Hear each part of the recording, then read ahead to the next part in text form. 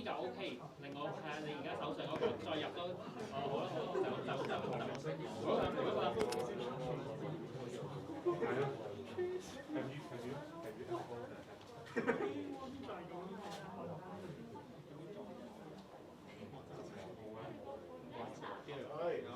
擺331嚟㗎，直播台。好啊。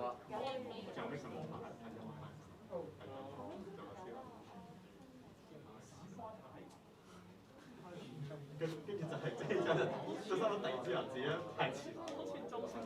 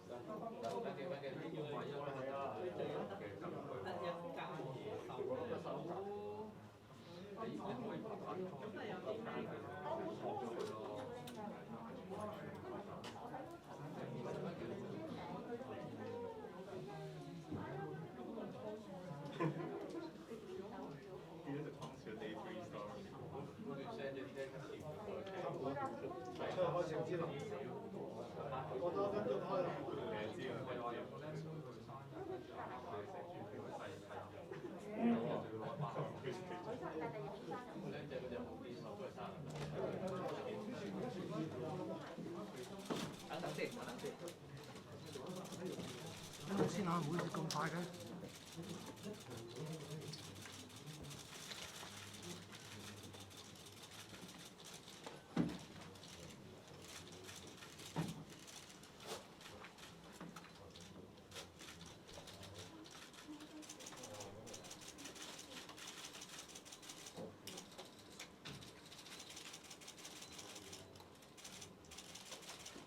各位傳媒朋友，大家好。我係大律師公會副名譽秘書，大家可以稱呼我做余先。咁就首先多謝大家蒞臨採訪大律師公會嘅週年大會。咁週年大會咧啱啱亦都結束咗。咁我就首先要介紹一下我身邊幾位啦。中間係我哋嘅主席資深大律師杜鑑坤 Victor。咁喺我身邊呢位咧就係資深大律師毛樂禮布西副主席。咁另一位副主席咧就係資深大律師陳正龍 Derek。咁遠少少嗰一位咧就係我哋嘅名譽秘書馬家俊大律師 Johnny。Good evening, everyone. Friends from the press. I am Eugene Yim, Deputy Honorary Secretary of Hong Kong Bar Association. Thank you all for coming to cover our AGM, which has just concluded. Now, let me introduce. In the middle, standing is our chairman, Victor Dawes SC. Next to me is our vice chairman, Jose Morales SC. Over there, another vice chairman of Hong Kong Bar Association, Derek Chan SC. And over there is Johnny Ma, our honorary secretary. 喺我哋開始答傳媒朋友問題之前咧，新任主席會以廣東話同埋英語咧，首先同大家講幾句説話，咁跟住咧就會答傳媒朋友嘅提問。Victor, Chairman will say a few words in both Cantonese and English before taking any questions from you. So Victor, please. 各位傳媒朋友，大家好。我同我嘅團隊好榮幸能夠成為新任嘅大律師公會主席、副主席同埋執委。法治係香港成功嘅基石，大律師公會有社會責任促進法治同埋司法公義，並且向大眾解釋法治概念。過往一段時間，香港面對咗好多挑戰，有人對法治觀感改變，有人甚至變得悲觀，又有人作出一啲唔尊重法官、法庭或者攻擊整個司法制度嘅行為。正正因為咁，大律師公會喺呢個時候更加應該以專業精神同埋知識向社會各持份者推廣法治。公眾期望大律師公會秉持專業，一如以往喺有需要嘅時候喺法治議題上都發聲。呢一個責任嚟緊一年，我哋當然會努力去繼續去做。另一邊廂，大律師公會係一個專業團體，我哋亦都會盡專業團體應該有嘅責任，協助會員拓展佢哋嘅業務同提供有關嘅培訓。除咗香港，內地同埋海外法律行業近年亦都有急速嘅發展，公會一定會把握機遇，喺嚟緊一年同各方有更好嘅溝通，去為會員創造更多嘅機會。農曆新年在即，喺而家疫情嘅情況，我諗我最好就係恭祝大家身體健康。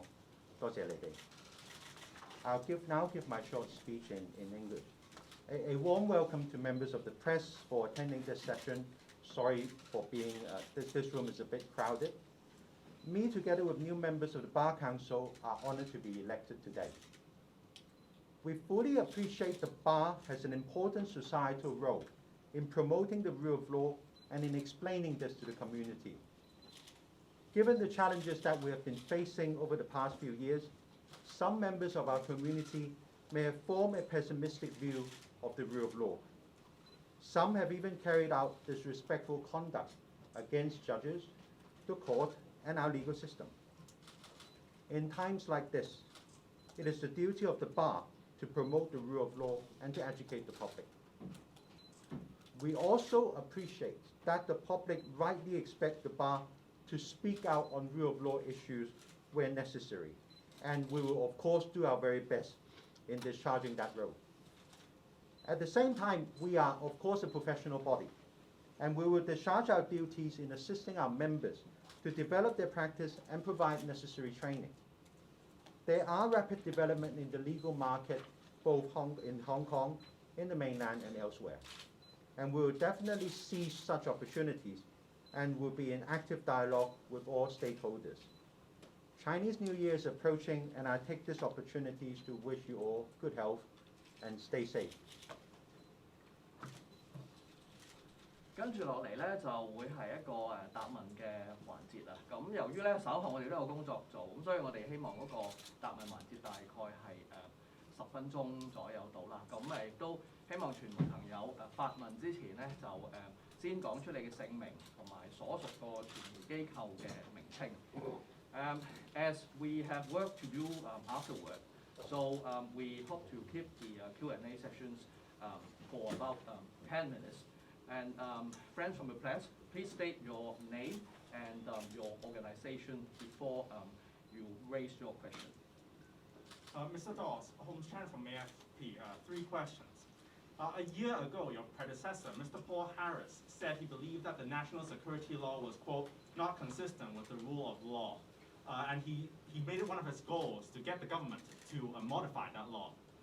Do you agree with your predecessor's view of the NSL, and do you share his goal of trying to modify the NSL with the government? Can I answer your questions one by one, or else I will really forget when we get to the third question? The NSL is part of the laws of Hong Kong. It is of course something new, and members of the public are of course concerned, and we do appreciate the concern. However, we are still in the early days.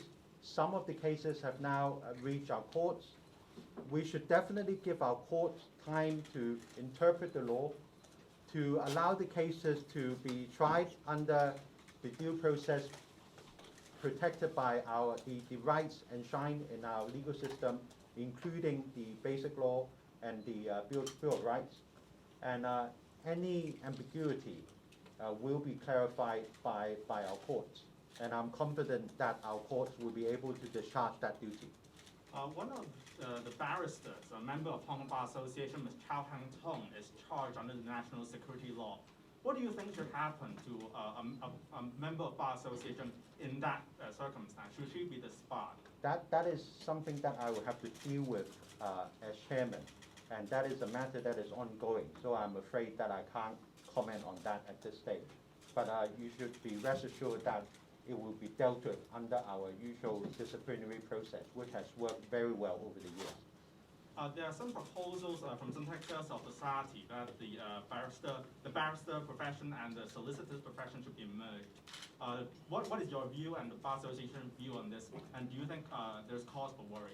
Now, I have been hearing this since I was a very young member of the bar. So when I was 21, some solicitor's firm told me I shouldn't join the bar because the profession are going to fuse, and here I am 20 odd years later. The bar has an important societal role to play, and that has been emphasized by my predecessors over the years. That has also been emphasized in a recent court judgment by the Court of Appeal. So in light of that, the role of the bar, or the view of the Bar Association, is that a self-regulated independent bar is actually conducive and important to the rule of law in Hong Kong. And we believe that there is value in maintaining an independent bar in Hong Kong. I must give opportunity to some others. Thank you for your question. 明報嘅記者 Matthew 因為都想問翻，即係過去工會被批評政治化啦，即係其實你哋會唔會嗰個未來個方向係有改變？會唔會點樣修補同政府同北京嘅關係？擔唔擔心政府收翻你哋法定權力咧？正如以往其實都講過好多次，大律師公會係專業團體。當然，大家都明白，我頭先亦都有提到，喺法治嘅議題上高，我哋係有社會責任發聲。但係講到政治呢一個層面，法治並唔係一個政治嘅概念。如果係一啲政治嘅議題，呢啲唔應該係大律師公會應該去處理或者去商討嘅事宜。所以我覺得呢一點喺嚟緊嘅日子，我哋都要希望大家去明白。至於同政府同埋中央嘅關係，我相信其實我哋公會咁多年嚟，同各方面都有良好嘅溝通。我亦都有信心喺嚟緊嘅日子，同港府也好，同中央政府也好，都會有渠道去緊密咁溝通。我亦都相信呢一個係符合我哋嘅會員同埋香港社會嘅利益，我哋咁做。TV 記者陳建敏想問翻主席咧，頭先即係有講到咧，即係法治同埋政治議題有唔同啦。咁其實政府都講緊嚟緊咧，會就呢個23條立法咧都會開展呢個工作。你會覺得呢個係政治定係法治嘅議題咧？同埋喺嗰個法律原則上，即係你哋大律師公會會就咩方面提供啲咩意見？你嘅原則係乜嘢？23條嘅立法，當然大家都會明白，而特首亦都提過，呢一個係即將會發生嘅事。就23條立法呢一個都係我哋嘅憲制責任。大律師公會嘅立場就係我哋好希望喺有關條例草案推出嘅時候，能夠提供我哋嘅意見。而呢一個過程，我哋係絕對會盡力去參與。而我哋覺得我哋咁樣去做都係符合公眾利益。你好，有線電視記者陳慧欣。其實即係啱啱新上任啦，你自己點睇香港現時嗰個法治情況咧？你預料未來香港嘅法治情況又會係點樣咧？即係公會早前都類似被認為係政治組織啦。咁你自己上任之後又點樣避免呢一個問題咧？我諗香港嘅法治同世界好多其他嘅地方一樣，其實從來都係充滿挑戰嘅。但係我希望大家都明白，其實經歷過回歸之後呢20幾年，好多次都有人話其實香港法治已死。但係每一日其實喺大律師行業、律師行業同司法機構裏邊，法律界其實好多人好努力咁去維護法治，同埋為香港嘅法治盡力去履行我哋嘅職務。所以我自己覺得我哋公會嘅立場都係，我唔覺得香港法治已死。至於話我哋被批評係政治組織係咪？你下一條問題就係，你都講過好多次。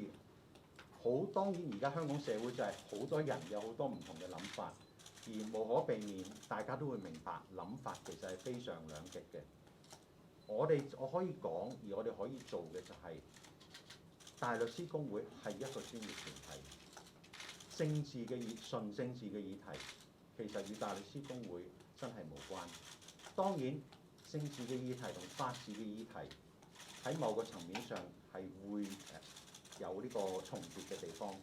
咁呢一樣嘢咧，我諗嚟緊嗰年咧，我哋要好好去拿捏。Victor, I'm working for the Global Legal Press. Yes. Two quick questions. Yes. Do you continue plan to speak out on concerns of human rights under the national security law, and as some of my colleagues suggested, to propose an amendment to law that make it compliant with the human rights standard? Whether the NSL is in compliance with the fundamental rights under the basic law are no doubt matter that defendants will raise in court. There are already arguments being advanced in various cases, and the court will certainly come to a just determination. So in those circumstances, of course, when there are issues on rule of law in the next year, we will of course be concerned. At the right juncture, we will comment on it if it is necessary. Sure. And you briefly touched on to repair relations with various stakeholders. Is it your plan to perhaps, or is it underway to plan a visit to Beijing at some point when borders reopen? I think if we can travel, we would all love to travel. I think we're all have been stuck in Hong Kong for a long time. And if invited, and if the COVID situation permits, we will definitely want to go to Beijing. I mean, I myself have served as council members under 4 different chairmen. And I have been to Beijing with each of those chairmen. And I don't see why that should not continue. You said the rule of law is not dead, but we only have a discounted rule of law in some aspect. We have it in commercial law, but it might not be under criminal laws or There are, Elvin, there are of course challenges to each and every legal system. I mean, you would all be familiar, for example, with the situation in England when they had Brexit, when the newspaper declared judges as enemy of the state. I mean, one must appreciate that rule of law is not just, is of course important.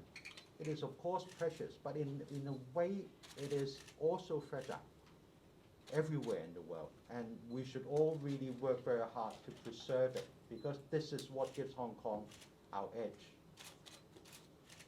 信報想問下咧，即係啱啱你都有提到話關於國安法嗰啲評論啊或者睇法，都係等翻嗰個法庭即係日後一啲嘅詮釋咁樣啦。咁其實想問下，即係舊年夏博義佢上任之後，對於國安法嗰啲嘅建議或者修改或者啲憂慮咧，你本身對於佢嗰啲意見係同唔同意咧？你覺得佢之後被兩辦即係港澳辦同中聯辦都批評佢係即係要挑戰中央嗰個底線咁樣。我想知你即係可唔可以分享下你自己對呢件事佢嘅建議係會被中央咁樣去批評，其實嗰件事公唔公平咧？其實作為大律師公會主席，佢講嗰啲説話其實係唔係合理咧？喺我決定做大律師公會主席之前，有好多前輩同我講，呢份係從來都唔係一份易做嘅工。從來都係充滿住好多挑戰。我相信夏博義資深大律師都會同意過去嗰年係荊棘滿途嘅，但係就同香港一樣，同我哋嘅法治一樣，其實都係面對咗好多嘅挑戰。所以喺呢個情況底下，我會建議同埋我哋亦都希望大家盡力咁樣去維護法治，就國安法嘅落實同埋之後嘅實踐。我希望大家俾時間法庭，亦都希望俾時間，俾個機會我哋香港嘅司法體制去處理呢一件事。另外想問23條咧，因為保安局局長鄧炳強就講過，基於時間關係咧，佢就即係唔建議係用一個白紙草案啦。咁你自己點睇呢個做法咧？你覺得其實應該係以白紙草案嘅形式去做諮詢會比較適合啊，定係藍紙草案？其實你嗰個覺得係即係接受？我諗最重要嘅都係有足夠嘅諮詢，而無論用咩草案嘅形式去做，大律師公會就呢啲重要嘅法治議題，我哋係會密切留意同埋適當嘅時候發聲。Mr. Dawes, here again. I think I should let somebody else ask. I'm sorry, you started. But anyone else? Anyone else? From the South China Morning Post. Why Yes. did you decide to step into the hot seat given what happened to your predecessor? And do you think the current state of affairs is a compromise with Beijing? Why did we decide to stand? The 5 of us entered into law school and started practice around the time of the handover, when a lot of, Hong Kong was also facing a lot of attacks. In our generation, there are a lot of students who decide not to study law because of the uncertainty that 1997 was going to bring. And on that occasion, we voted for Hong Kong. We voted for the rule of law and decided to commit ourselves here and in this profession. We believe it is high time to serve the bar and to give back and serve the community. I know it may sound an ambitious project. We will do our very best. Do you consider it a compromise with Beijing, the current state of affairs? Well, one will of course have to be more specific about that. I think a lot of people will tell you politics is about compromise. It does not work if there is no compromise. I think Lord Sumption of the UK Supreme Court advocated that in a recent lecture he gave to the BBC. Now that is politics, but there is really no compromise when one talks about the rule of law. That is something very different. To be more specific, have you been approached by Beijing or representatives of Beijing to encourage you to run for this post, or during your campaign to express that, for example, Beijing has given you its blessing or some kind of seal of approval?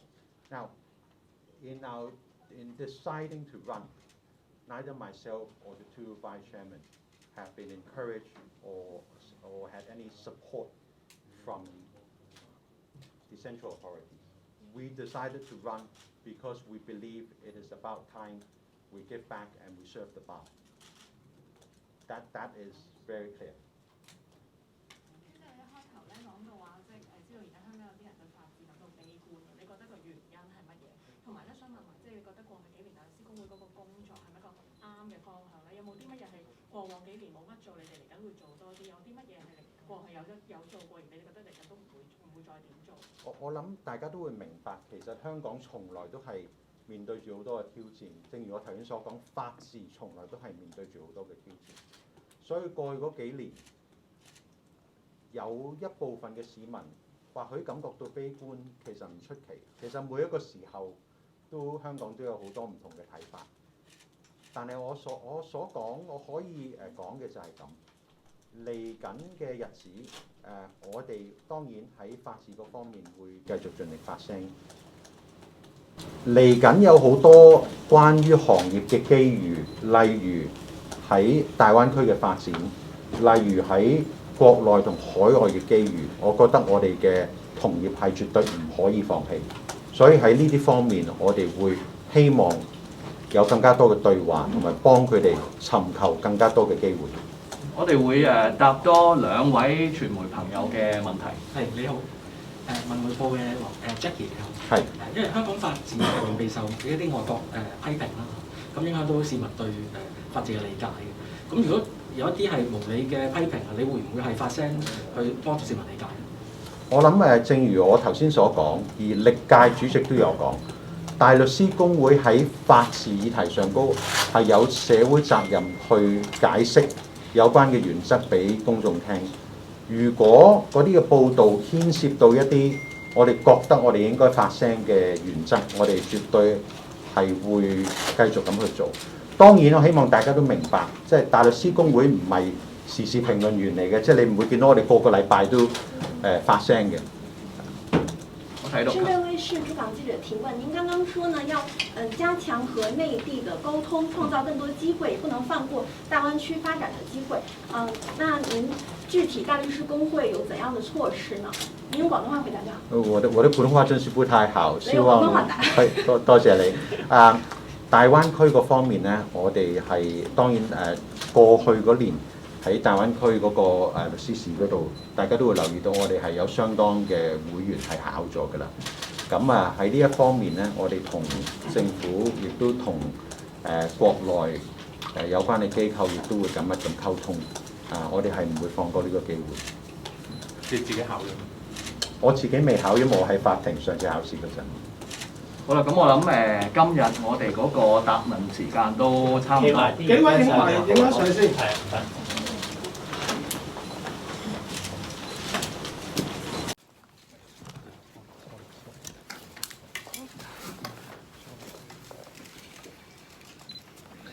好嘛，有啲啊，低啲。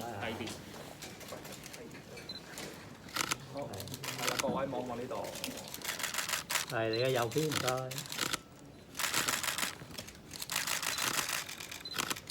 好，幾位望望中間呢度啊，唔該。1、2、3，係啊。唔該晒。幾位望望呢邊，唔該。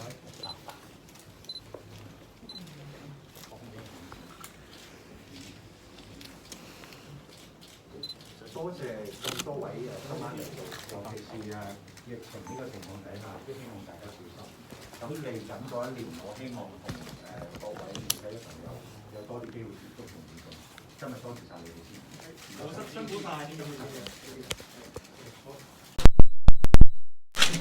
我望多啲呢邊唔該。